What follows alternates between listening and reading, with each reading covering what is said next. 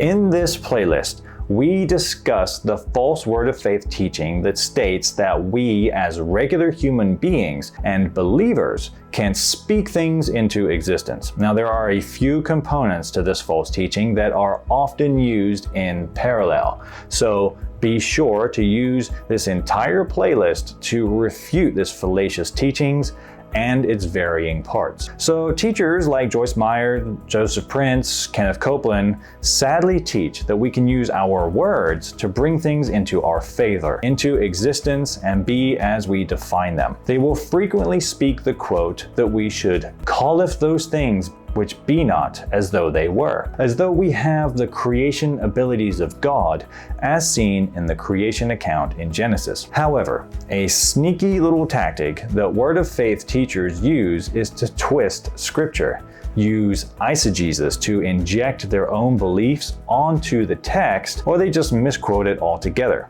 So this quote comes from Romans 4:17 and goes as follows. As it is written, I have made you a father of many nations, in the presence of him whom he believed, God, who gives life to the dead and calls those things which do not exist as though they did. The surrounding context here, which I encourage you to read, is the promise of grace is obtained through faith. And Paul is expressing here the qualities of God. And that's the part often left out when the word of faith teachers quote this passage.